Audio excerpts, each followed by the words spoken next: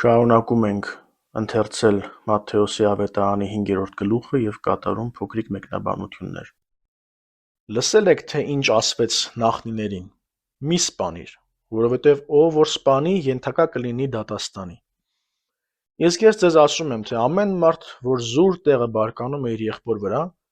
ենթակա կլինի դատաստանի, և ով որ իր եղբորն ասի հիմար, ենթակա կլինի ատյանի, և ով որ իր եղբորն ասի ապուշ, ենթակա կլինի գեհենի կրակին։ Մատթեոսի ավետարանում այս հատվածը 6 հակաթեզերից առաջինն է։ Լսել եք, թե ինչ ասվեց նախնիներին։ Ժողովուրդը օրենքը ճանաչում էր հիմնականում լսելով ժողովարաններում կատարվող ընթերցումների միջոցով։ Ասվեց բայը կիրառված է այսպես կոչված աստվածային կրավորականով, այսինքն ենթադրյալ ասողը Աստված ինքն է, ով Սինայի վրա օրենքը տվեց Իսրայելի նախնիներին։ Մի սպանիրը 6-րդ պատվիրանն է, որը վերահաստատվում է օրենքի այլ հատվածներում ևս։ Ով որ սպանի, ենթակա կլինի դատաստանի խոսքը ոչ թե բառացի մեջ բերում է, այլ օրենքի դատական կիրառության ամփոփում, քանի որ սպանության համար սովորաբար սահմանվում էր մահապատիժ։ Իսկ ես ձեզ ասում եմ խոսքերը ցույց են տալիս Քրիստոսի վարդապետության իշխանական բնույթը։ Նա չի հանդես գալիս որպես օրենքի ուսուցիչ, այլ որպես նոր ուխտի օրենսդիր, իբրև նոր Մովսես։ Այստեղ հակադրությունը չի վերաբերում Աստծո կամքին, այլ նրբացնում է պատվիրանը, շեշտադրելով արտաքին արարքների ներքին մղիչ ուժերը։ Հիսուս ոչ թե չեղարկում է պատվիրանը, այլ այն արմատապես խորացնում է, արգելելով այն ներքին շարժումները, որոնցից ծնվում է սպանությունը։ Եղբայր բառը այստեղ չի սահմանափակվում միայն ազգակցական կամ համայնքային կապով, այլ վերաբերում է յուրաքանչյուր մարդու։ Այս ուսմունքը համահունչ է սուրբգրային վկայություններին, ըստ որոնց ատելությունն ու գրգռված բարկությունը համարվում են մարդասպանության տանող ճանապարհի սկիզբ։ Տեր Հիսուս հաջորդաբար նշում է բարկության արտաքին դրսևորումները։ Հիմար բառը արամեերեն ռեքա նշանակում է դատարկ, անարժեք մարդ, որը հաճախ բերում էր ֆիզիկական բռնության։ Ապուշ բառի վերաբերյալ կա երկու հիմնական կարծիք։ Գրաբարում այն գրված է մորոս, որը համաձայն է հունարենի հետ։ Մեծամասնությունը կարծում է, որ այստեղ գործ ունենք հունարեն մորե բառի հետ, որը ունի նույն նշանակությունը, ինչ առաջինը, և ավետարանիչը պարզապես տալիս է դրա թարգմանությունը։ Մի տեղ ասում է արամեերենով, մյուս տեղում հունարենով։ Մյուսները կարծում են, որ մորոս բառը նույնպես ծագում է եբրայերենից և նշանակում է անզգամ, անհնազանդ, և այդ դեպքում այն առավել հավանական է հասկանալ որպես ուրացող։ Աստվածաշնչում անզգամ է կոչվում ոչ թե մտավոր թույլ կարողություններ ունեցող մարդը, այլ նա, ով կարծում է, թե կարող է ապրել առանց Աստծո։ Արևելյան մարդու համար այսպիսի բառերը լուրջ վիրավորանք էին, քանի որ մարդուն որևէ անունով կոչել նշանակում էր սահմանել մարդու էությունը։ Դատաստան, ատյան և գեհեն հասկացությունները այստեղ պետք չէ ընկալել որպես խիստ իրավական աստիճանակարգ։ Մեկնաբանների մեծ մասը դրանք համարում է ոճական կուտակում, որով ընդգծվում է մեղքի լրջությունը։ Գեհենը Ենոմի հովիտը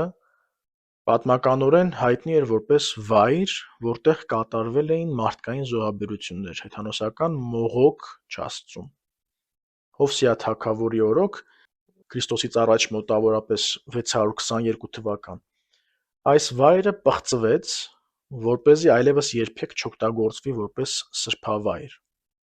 Այն հետագայում վերածվեց քաղաքային աղբանոցի, որտեղ մշտապես կրակ էր այրվում, դառնալով ավելի ուշ վերջնական դատաստանի խորհրդանիշ։ Այս հատվածի առանցքային միտքն այն է, որ Աստծո դատաստանը վերաբերում է ոչ միայն արտաքին արարքներին, այլ նաև սրտի մղումներին։ Եթե սեղանի վրա քո ընծան մատուցելու լինես և այնտեղ հիշես, թե քո եղբայրը քո դեմ մի ոխ ունի,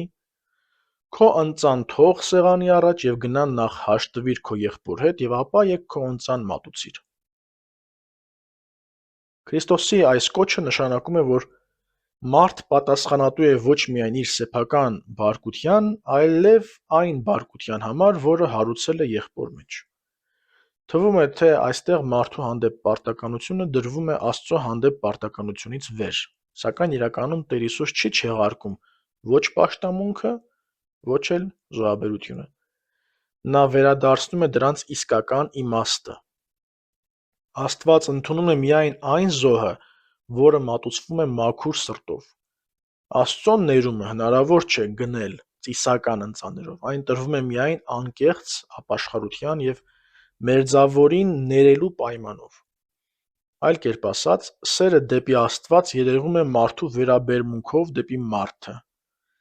Ընծա մատուցելու մասին խոսքը ենթադրում է տաճարի և զոհաբերությունների գոյություն։ Հետևաբար, կարելի է ասել, որ այս խոսքերը գրի են առնվել Երուսաղեմի տաճարի կործանումից առաջ։ Տաճարի կործանումից առաջ զոհաբերությունը աստվածապաշտության բարձրագույն ձևն էր։ Ըստ Հովան Ոսկեբերանի Տերը հրամայում է թողնել իրեն մատուցվող պաշտամունքը հանուն մերձավորի սիրո, որովհետև եղբոր հետ հաշտվելն ինքնին զոհաբերություն է։ Քրիստոս կոչում է հաշտության հենց այն պահին, երբ զոհն արդեն դրված է զոհասեղանի վրա։ Սա ցույց է տալիս, որ սերը ոչ միայն մեծագույն առաքինություն է, այլև ամենամեծ զոհը, առանց որի Աստված չի ընդունում որևէ պաշտամունք։ Հին կտակարանյան ավանդության մեջ ևս Աստված չի ընդունում այն ընծաները, որոնք մատուցվում են անարդար կերպով։ Այդպիսի բազում օրինակներ կան Հին կտակարանում, ամենահայտնին թերևս Կայենի և Աբելի պատմությունն է։ Որոշ մեկնաբաններ շեշտում են, որ այստեղ խոսքը ոչ թե պաշտամունքը նսեմացնելու, այլ դրա անիմաստությունը բացահայտելու մասին է, երբ մարդու սրտում խաղաղություն չկա։ Այդ պատճառով էլ հրեական ավանդության մեջ քավության օրից առաջ մարդիկ պարտավոր էին հաշտվել միմյանց հետ, հակառակ դեպքում Աստծուց ներում ստանալը համարվում էր անհնար։ Օգոստինոս Երանելին զոհասեղանը մեկնաբանում է հոգևոր իմաստով, ասելով, որ այն հավատքն է, որի վրա հաստատվում է ցանկացած ընծա։ Առանց ճշմարիտ և հաստատուն հավատքի, ինչպես նաև ներքին մաքրության, ոչ մի հոգևոր պարգև ընդունելի չէ Աստծո համար։ Այս նույն գաղափարը զարգացնում է Հովհաննես Ծործորեցին, օրինակ, շեշտելով, որ զոհասեղանը նաև մարդու սիրտն է։ Եթե սրտում թշնամություն կա, այդ զոհասեղանը չի կարող ընդունել ոչ պատարագ, ոչ աղոթք։ Ծործորեցին կարևոր դիտարկում է անում, որ Քրիստոս չի ճշտում արդյոք եղբոր գժտությունը արդարացի էր, թե ոչ։ Ինչ պատճառ էլ լինի, հաշտությունը պարտադիր է, և օրինակ է բերում հենց Քրիստոսին, որ խաչի վրա հաշտվեց իրեն հայհոյող ժողովրդի հետ, նախքան իր հոգին ավանդելը։ Եթե մեկը քեզ հետ խնդիր ունի և քեզ դատի է կանչում, մինչ նրա հետ դեռ ճանապարհին ես, եղիր իրավախոհ կանխավ, գուցե նա քեզ դատավորին հանձնի, և դատավորը դահճին, և դու բանտ նետվես։ Ճշմարիտ եմ ասում քեզ, այնտեղից դուրս չես գա, մինչև չվճարես վերջին դահեկան։ Եթե նախորդ հատվածում խոսքը վերաբերում էր եղբոր հետ խաղաղությանը որպես պաշտամունքի պայման, ապա այստեղ ընդգծվում է ժամանակի սահմանափակությունը և հաշտության ուշացման աղետալի հետևանքները։ Արևելահայերեն թարգմանության մեջ այս բառը թարգմանված է անորոշ «մեկը» ձևով, սակայն գրաբարում կիրառված է «ոսող» բառը։ Այս բառը մեկնիչները տարբեր կերպ են ընկալում։ Հովհաննես Ծործորեցին, օրինակ, ոսողը հասկանում է որպես մարմին, քանի դեռ հոգին և մարմինը ճանապարհակից են այս կյանքում, պետք է իրավախոհություն պահպանել, մարմնին տալ անհրաժեշտը, բայց չտրվել ոչ անզուսպ հաճույքներին, ոչ էլ ծայրահեղ ճգնությանը։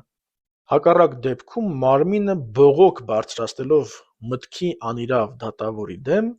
դառնում է հոգու բանտարկության պատճառ մեղքերի և հաճույքների միջոցով։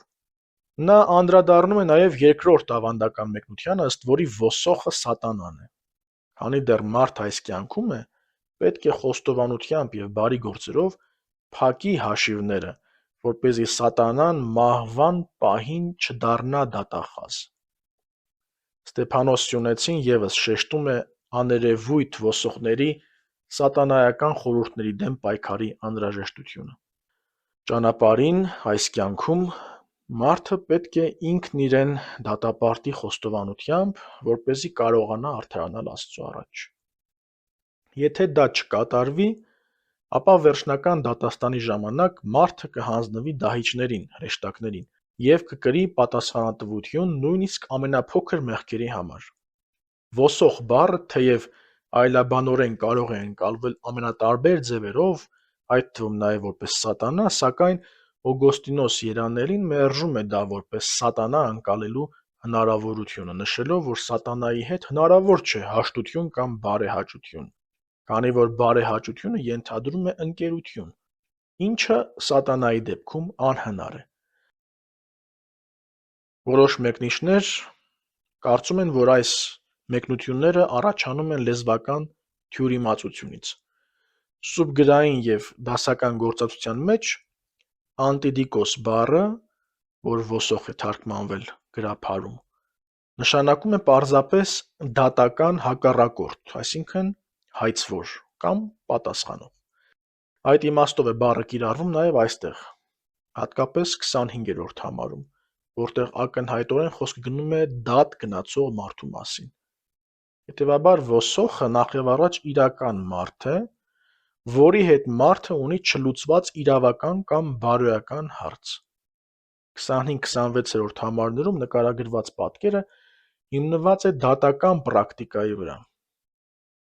Եթե մարդը չի հաշտվում իր հակառակորդի հետ և գործը հասնում է դատարան,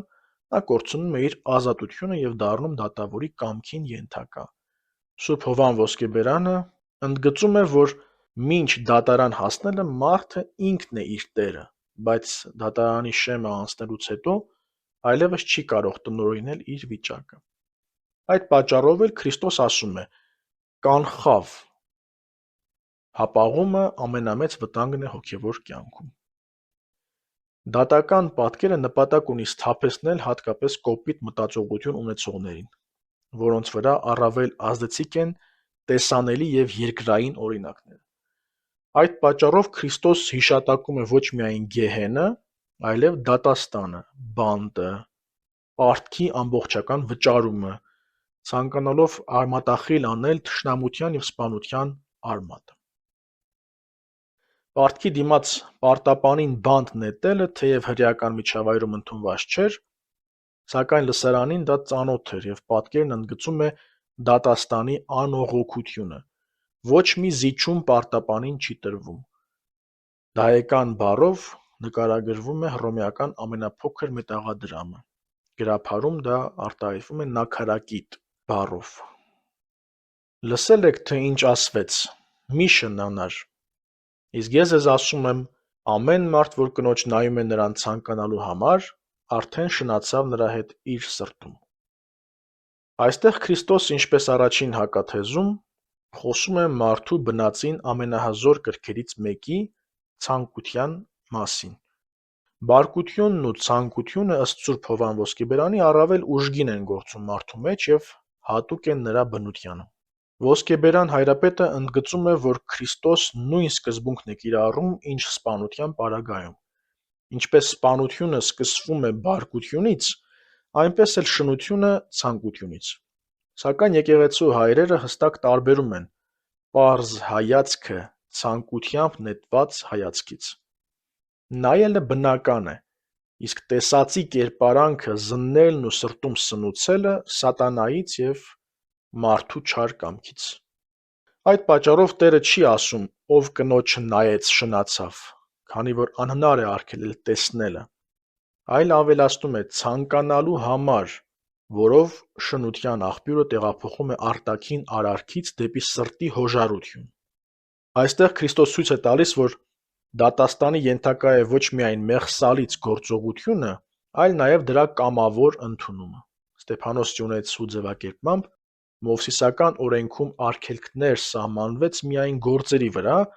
իսկ Քրիստոս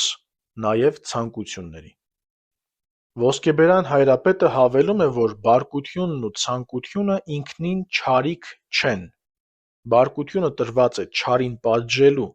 և անկարգությունը սաստելու համար, իսկ ցանկությունը սերնդագործելու նպատակով։ Մեղքը սկսվում է այն պահին,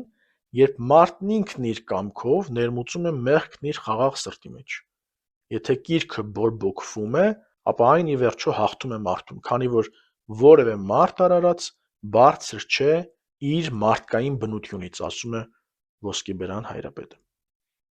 Այսպիսով, Քրիստոս կանխարգելում է մեղքն իր սաղմնային վիճակով,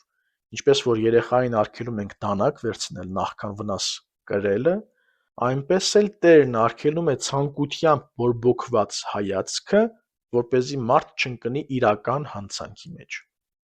Ահա թե ինչու արգելվում է ոչ թե ինքնին նայելը, այլ սրտի պիղծ շարժումը։ Քրիստոս չի վերացնում 7-րդ պատվիրանը, այլ բացահայտում է դրա խորքային պահանջը։ Վաղ ժամանակներում կին բառով չէին բնորոշում առհասարակ որևէ իգական սեռի ներկայացուցչի, ինչպես հաճախ այսօր կին ասելով հասկանում ենք ընդհանրապես իգական սեռի ներկայացուցիչ, այլ հստակ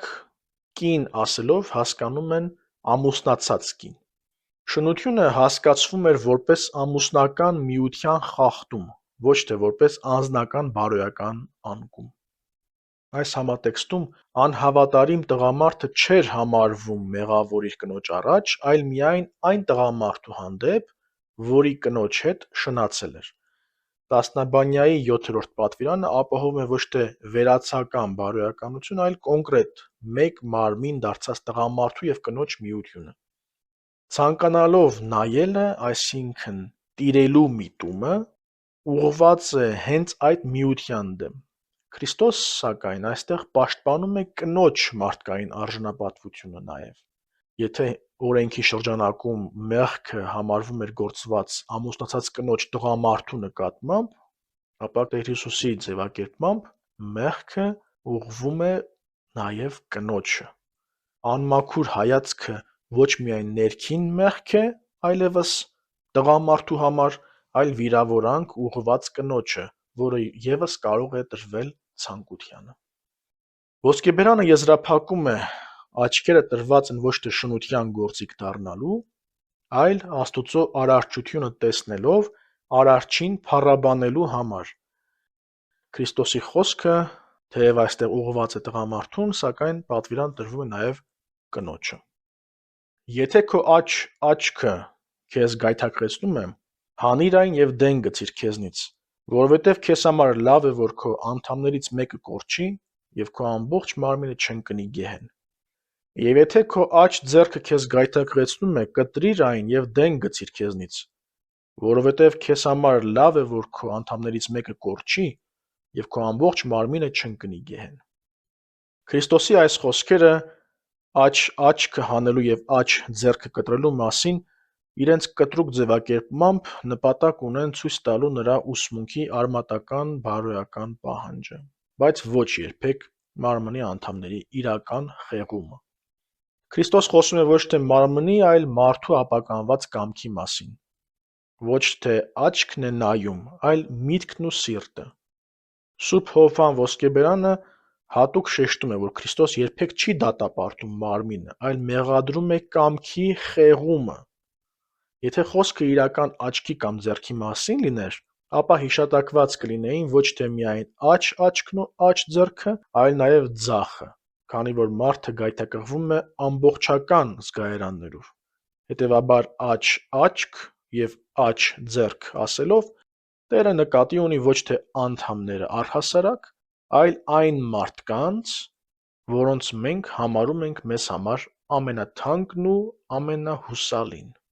Եթե այդպիսի մարդը ապականում է հոգին, նրան պետք է կտրել, այսինքն հեռացնել մեր կյանքից։ Նույն միտքը զարգացնում է նաև Հովհաննես Ծործորեցին, ընդգծելով, որ խոսքը չի վերաբերում մարմնի անդամներին, որոնք ենթակա են իշխող մտքին։ Խոսքը վերաբերում է մարդու անդամներում զորացող չարության մասին։ Այդ պատճառով Տիրոջ խոսքը պետք է հասկանալ երկակի, որպես կոչ կտրել մեղավոր գործը, ոչ թե մարմնի անդամը, ինչպես ասվում է. ձեր սրտերը պատռեցեք եւ ոչ թե ձեր հագուստները, Հովելի մարգարեության մեջ է ասվում, 2-րդ գլխի 13-րդ համարում, եւ որպես կոչ հեռանալ այն մարդուց կամ նյութական բանից, որը լինելով սիրելի եւ օգտակար, դառնում է մեղքի պատճառ։ Այս համատեքստում աչքը կարող է նշանակել ամենասիրելի անձը, իսկ աջ ձեռքը ամենաօգտակար բանը։ Կտրիր այն եւ դեն գցիր քեզնից արտահայտությամբ Տերը ցույց է տալիս ոչ թե ժամանակավոր հեռացում, այլ վճռական բաժանում, որը կարող է նաեւ մղել գայթակղեցնողին ապաշխարության։ Ստեփանոս Սյունեցին նույն միտքը ձևակերպում է տրամաբանական հակադարձմամբ։ Եթե խոսքը տեսանելի աչքի եւ աջ ձեռքի մասին լիներ, ապա բոլոր քրիստոնյաները պիտի առանց դրանց լինեին, քանի որ գայթակղությունը չի սահմանափակվում մեկ անդամով։ Ժամանակակից մեկնությունները նույն գիծն են պահպանում եւ մերժում են բառացի ընկալումը, քանի որ ցանկությունը հասունանում է սրտում եւ մտքում, ոչ թե աչքում կամ ձեռքում։ Ըստ ամենայնի, այստեղ գործ ունենք հիպերբոլայի հետ, չափազանցության հետ, որի նպատակն է ցույց տալ մեղքի մահաբեր հետևանքների լրջությունը եւ դրա ամբողջական արմատախիլ անելու անհրաժեշտությունը։ Աջ ձեռքի եւ աչքի հիշատակումը պայմանավորված է նրանով, որ մարդկանց մեծ մասը աչլիկ է եւ դրա կորուստը առավել ծանր է ընկալվում։ Սակայն մեղքը չի բնակվում առանձին օրգաններում, այլ սրտում։ Բնագրում գործածվող գայթակղություն բառը հունարեն սկանդալոն բառացիորեն նշանակում է թակարդ, որոգայթ։ Համապատասխանաբար գայթակղել կամ գայթակղության մեջ գցել բայը նշանակում է մեկին թակարդի մեջ գցել, որոգայթով բռնել, ի վերջո կործանման հասցնելու նպատակով։ Արդարև ասվել է. ով որ արձակի իր կնոջը, թող նրան արձակման թուղթ տա, իսկ ես ձեզ ասում եմ, ամեն մարդ, որ իր կնոջն արձակում է առանց բոռնկության պատճառի, նա է, որ նրան շնության է մղում, եւ ով որ արձակվածին է առնում, շնանում է։ Սուրբ Հովան Ոսկեբերանը բացատրում է, որ մովսիսական օրենքը կնոջ արձակումը թույլ տվեց ոչ թե որպես բարոյական նորմ, այլ որպեսզի կանխվի մեծ չարիքը, սպանությունը։ Նույն միտքը արտահայտում է նաև Հովհաննես Ծործորեցին, որպեսզի այսպես չլիներ, այս փոքր հանցանքով, այսինքն կնոջն արձակել հրամայելով, խափանեց ավելի մեծ հանցանքը, այսինքն սպանությունը։ Այսպիսով օրենքը կանխում էր մարդկային դաժանությունը, ոչ թե հաստատում ամուսնալուծությունը որպես Աստծո կամք։ Ամուսնալուծության իրավունքը հրեական եւ հելլենիստական աշխարհում գործնականում վերապահված էր միայն տղամարդուն, սակայն այդ իրավունքի կիրառման հիմքերի շուրջ գոյություն ուներ խորը վեճ երկու մեծ ռաբբունական դպրոցների՝ Շամայի եւ Հիլելի դպրոցների միջև։ Շամայի դպրոցը երկրորդ օրենքում բաժանության հիմք հանդիսացող անարգության հանգամանք արտահայտությունը հասկանում էր խիստ սահմանափակ կերպով, որպես կնոջ սեռական անհավատարմություն կամ անբարոյական վարք։ Այս անարգության հանգամանքը նկարագրվում է երկրորդ օրենքի 24-րդ գլխում։ Ըստ այդ դպրոցի, տղամարդը կարող էր բաժանվել կնոջից միայն այն դեպքում,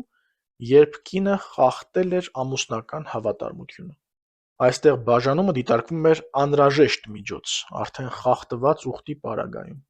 Ի հակադրություն դրան, Հիլելի դպրոցը նույն արտահայտությունը մեկնաբանում էր առավել լայն եւ ազատ։ Կնոջ անարգության հանգամանք կարող էր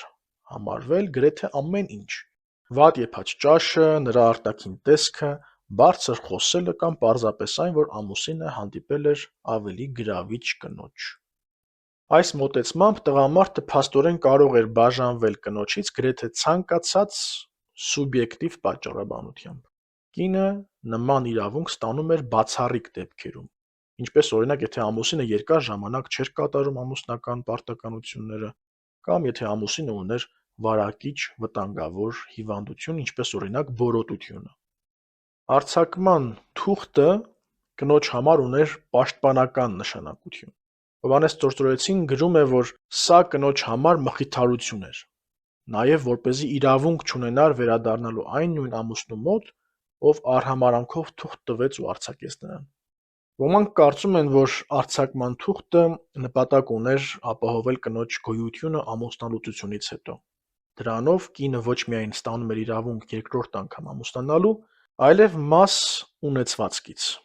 Քրիստոս սակայն բացատրում է, որ Մովսեսի թույլատվությունը Աստծո սկզբնական կամքը չէր։ Մովսեսը ձեր խստասրտության պատճառով ձեզ թույլ տվեց արձակել ձեր կանանց, բայց սկզբից այդպես չի եղել, ասում է Տեր Հիսուս Մատթեոսի ավետարանում։ Սա համընկնում է Աստծո արարչական կամքին.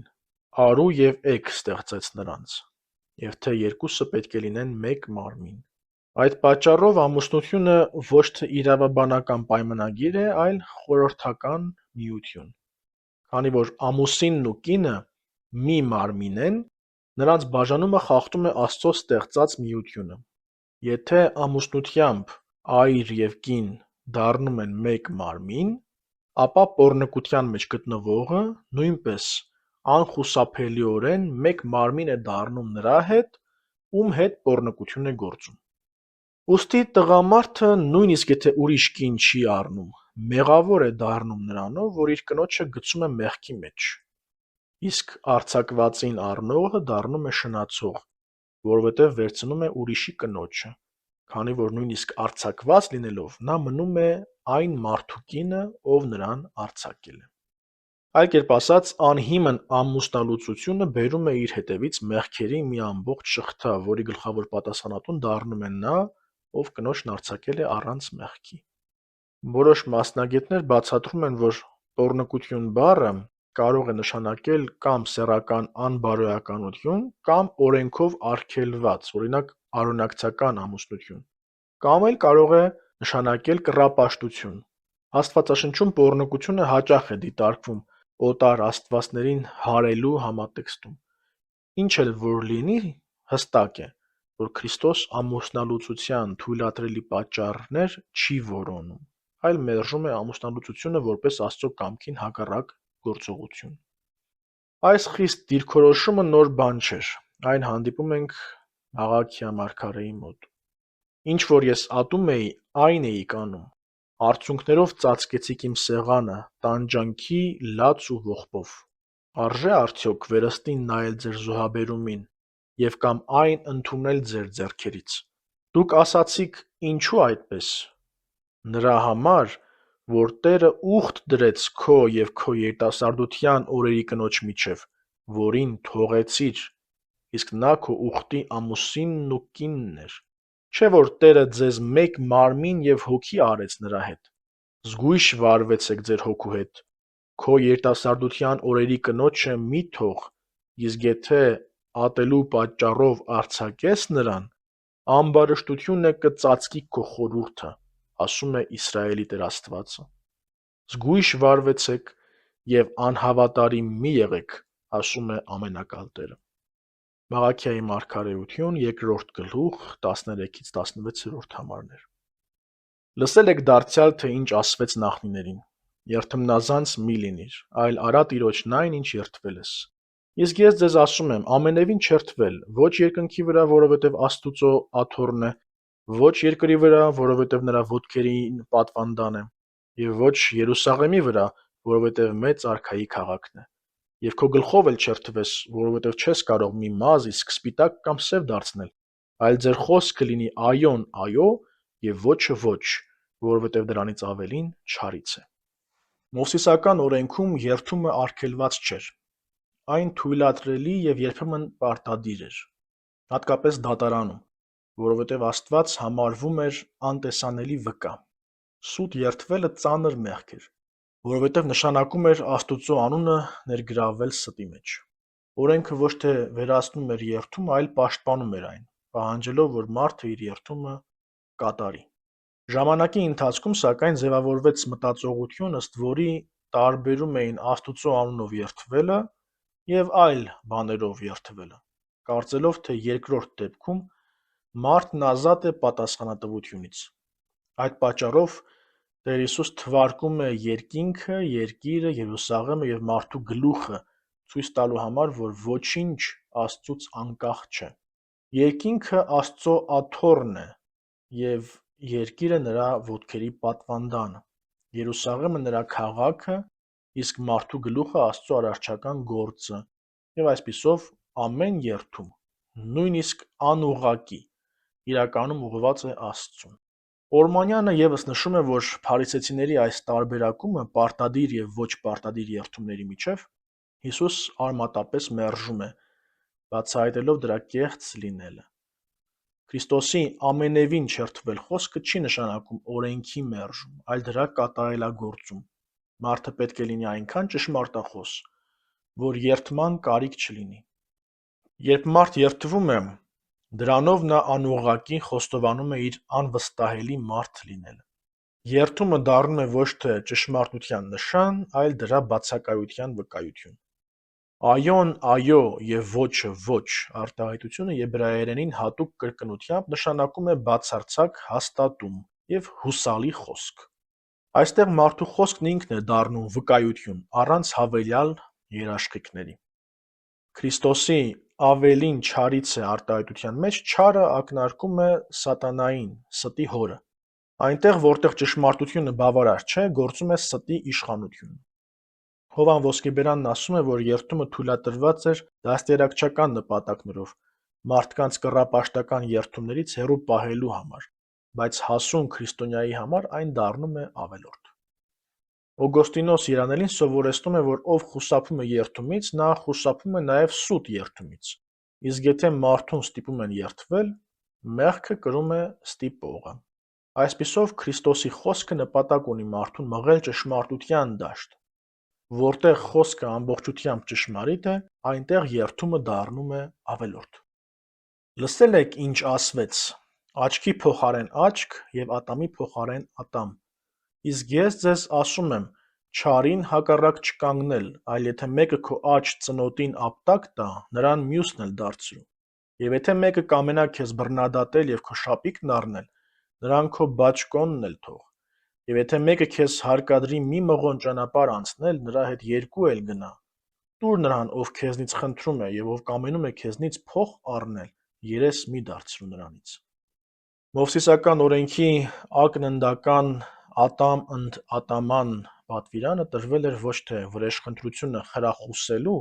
այլ այն սահմանափակելու համար։ Այս սկզբունքը, որ կոչվում է lex talionis,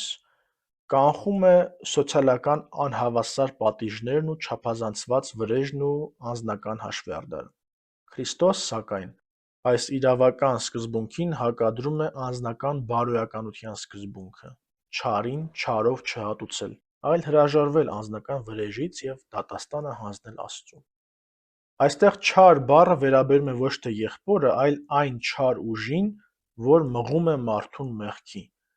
Այս տարբերակումը հատուկ կերպով ընդգծում են թե Հովհաննես Ծործորեցին, թե Սուրբ Հովհան Ոսկեբերանը։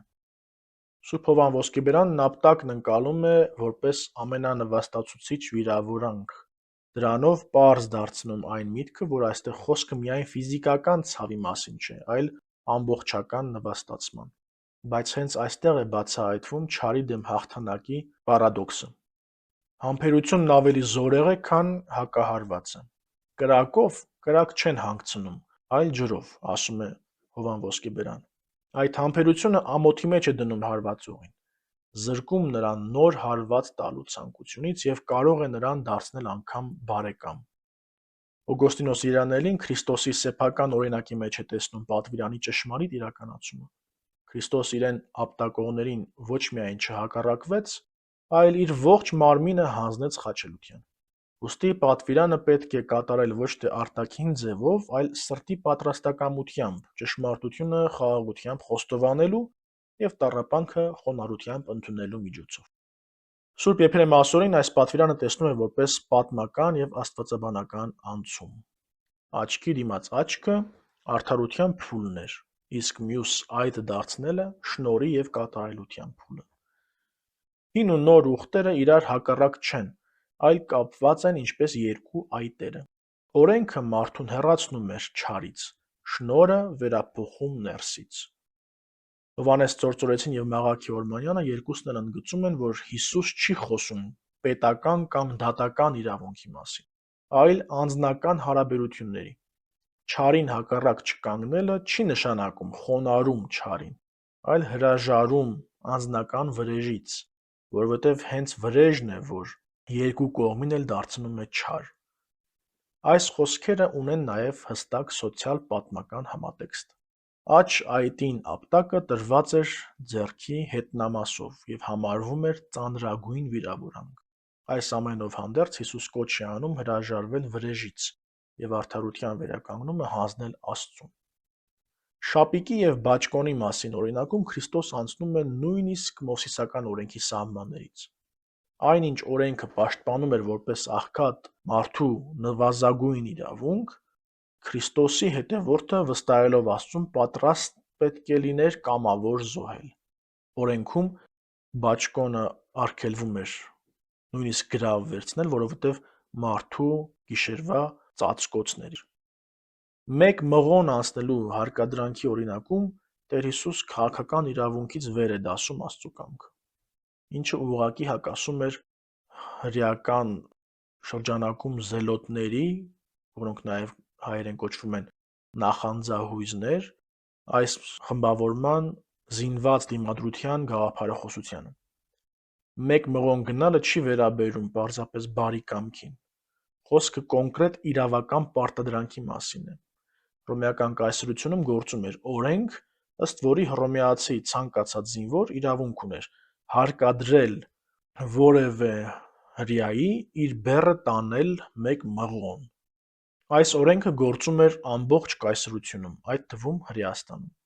Այսինքն հրեա գյուղացին կարող էր ստիպված լինել տանել հեթանոս հռոմեացի զինվորի սպառազինությունը, սնունդը կամ ծանր իրերը առանց վարձատրության և անկախ իր կամքից։ Սա նվաստացուցիչ էր, որովհետև հիշեցնում էր, որ հրեան ապրում է հեթանոս իշխանության լծի տակ։ Այս նույն օրենքի շրջանակում էր, որ Սիմոն Կյուրենացին կրեց Տիրոջ խաչը։ Սիմոն Կյուրենացուն պարտադրված էր գնալ մեկ մղոն, բայց իրականում նա գնաց ավելին։ Այս պատճառով եկեղեցական ավանդության համաձայն Սիմոն Կյուրենացին առաջին մարդն էր, որ բառացիորեն կատարեց 2 մղոն գնալու պատվիրանը։ Ինչ էր նշանակում փող տալ հին կտակարանում։ Սա ուղղակի բարեգործություն չէր։ Այն կապված էր երկրորդ օրենքում համապատասխան օրենքի հետ, երկրորդ օրենքի 15-րդ գլխի 7-ից 9-րդ համարներում է այս մասին ասվում։ Եվ եթե քո Տեր Աստծու քեզ տված երկրի քաղաքներից որևէ մեկում քո եղբայրների մեջ մեկը կարիքավոր լինի, ապա նրանից երես մի թեքիր, քո կարիքավոր եղբոր նկատմամբ ժլատություն մի արա, այլ առատաձեռն եղիր նրա նկատմամբ, նրան պարտք տուր այնքան, որքան կխնդրի նա իր կարոտության մեջ։ Զգույշ եղիր, չլինի թե մտքումդ ծածուկ չար բան լինի և ասես, թե մոտ է 7-րդ տարին, թողության տարին, և թշնամաբար նայես կարիքի մեջ գտնվող քո եղբոր վրա և նրան պարտք չտաս։ Եթե նա քո դեմ բողոքի Տիրոջը, ապա դու մեծ մեղքի տակ կընկնես։ 7-րդ տարում բոլոր պարտքերը չեղարկվում էին, այսինքն մարդ կարող էր փող տալ ու իմանալ, որ գուցե երբեք չստանա վերադարձը։ Օրենքը պարտադրում էր փող տալ նույնիսկ սեփական վնասով։ Քրիստոսի ժամանակ ռաբիները գտել էին այս պատվիրանը շրջանցելու ուղիներ։ Հիսուս վերադարձնում է փող տալու պատվիրանը իր սկզբնական անշահախնդիր իմաստին, բայց ավելի առաջ է գնում, քանի որ երկրորդ օրենքի 15-րդ գլխում խոսվում է եղբոր մասին, այսինքն սեփական ժողովրդի անդամի մասին, իսկ Հիսուսի խոսքի մեջ արդեն չկա այդ սահմանը։ Նախորդում ասվածները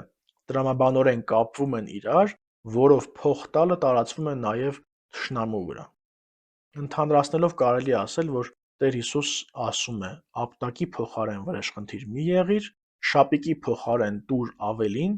մեկ մղոն գնալու պահանջի դիմաց գնա երկուսը, փող խնդրողին տուր առանց հաշվարկի։ Այս ամենը մի բան է ասում. թույլ տուր, որ սերը հաղթի օրենքին։ Լսել եք Արդարև, թե ինչ ասվեց. պիտի սիրես ընկերոջդ և պիտի ատես քո թշնամուն։ Իսկ ես ձեզ ասում եմ. սիրեցեք ձեր թշնամիներին, օրհնեցեք ձեզ անիծողներին, բարություն արեք ձեզ ատողներին եւ աղոթեցեք նրանց համար, որ չարչարում են ձեզ եւ հալածում, որպեսզի որդիները լինեք ձեր հոր, որ երկնքում է, քանի որ նա իր արեգակը ծագեցնում է չարերի եւ բարիների վրա եւ անձրև է թափում արդարների եւ մեղավորների վրա։ Եթե սիրեք միայն նրանց, որոնք ձեզ սիրում են, ձեր վարձն ինչ է, չէ՞ որ մաքսավորներն էլ նույնն են անում։ Եվ եթե միայն ձեր բարեկամներին ողջույն տաք, ինչ ավելի բան եք անում, չէ՞ որ մաքսավորներն ու մեղավորները նույնն են անում։ Արդ կատարյալ եղեք դուք, ինչպես որ ձեր երկնավոր Հայրն է կատարյալ։ Պիտի սիրես ընկերոջդ եւ պիտի ատես քո թշնամուն։ Այս միտքը բառացիորեն չկա Հին Կտակարանում։ Տեր Հիսուսի խոսքն ուղղված է իր օրերում տիրապետող մեկնաբանությանը։ Ղևտական գրքի 19-րդ գլխի 18-րդ համարը պատվիրում էր սիրել ընկերոջը, այսինքն միայն ազգակցին, ուխտի ժողովրդին պատկանողին, ոչ թե օտարներին։ Թշնամուն ատելը թեև օրենքով ամրագրված չէր, բայց Տեր Հիսուսի օրոք դարձել էր հասարակության կողմից ընդունելի տրամաբանական նորմ։ Սակայն ինչ է իրականում նշանակում սիրել կամ ատել։ Սեմական լեզուներում ատել հաճախ նշանակում է ոչ թե ատել բառի ներկայիս ընկալմամբ, այլ սիրելու պարտականություն չունենալ։ Այլ կերպ ասած, դու պարտավոր ես սիրել ընկերոջդ, բայց պարտավոր չես սիրել քո թշնամուն։ Բացի այդ, Աստվածաշնչում սիրել հիմնականում նշանակում է գործողություն, ոչ թե զգացում։ Երբեմն այն կարող է նշանակել նաև ընտրություն։ Սիրեցի Հակոբին եւ ատեցի Եսավին, ասում է Աստվածաշունչը։ Հունարեն բառը սկզբնապես նշանակում էր ինչ-որ մի բան կամ ինչ-որ մեկին ընդունել որպես քոնը։ Այսինքն Տեր Հիսուս չի ասում զգացմունքային սեր ցուցաբերիր քո թշնամու նկատմամբ, այլ ընդունիր նրան որպես մարդ, որ դուրս չէ քո շրջանակից։ Տեր Հիսուս հակադրում է երկու աստվածաբանական պատկեր։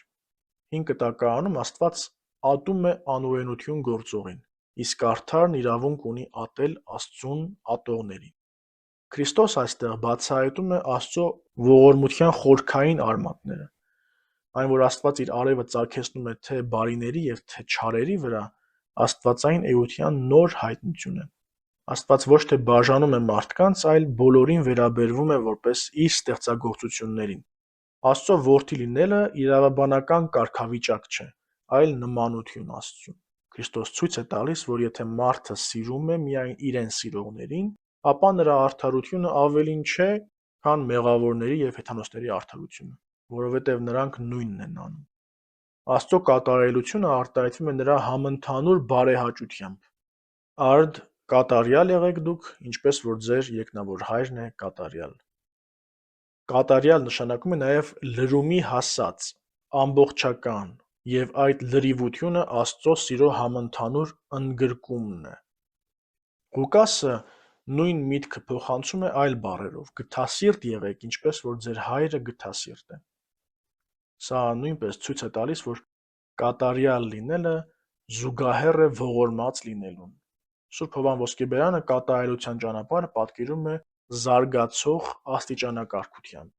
Առաջին՝ չվիրավորել, երկրորդ՝ վրեժխնդիր չլինել, եթե վիրավորանքը եղել է, երրորդ՝ պահել հանդարտություն, աջ այտը դարձնել, չորրորդ՝ չխորշել նեղությունից, երբ մեկը կամենա բռնադատել, հինգերորդ՝ ավելին տալ, քան պահանջվում է, բաճկոնն էլ թողնել, վեցերորդ՝ չատել նեղողին, մեկի տեղը երկու մղոն անցնել, յոթերորդ՝ ավելին ոչ միայն չատել նեղողին, այլ նաև սիրել նրան, ութերորդ՝ բարիք գործել նրան, իններորդ՝ աղոթել թշնամու համար։ Սա ցույց է տալիս, որ թշնամու նկատմամբ սերը քրիստոնեական կատարելության գագաթն է եւ ոչ թե նվազագույն պահանջ, որ դրված է մարդու առաջ։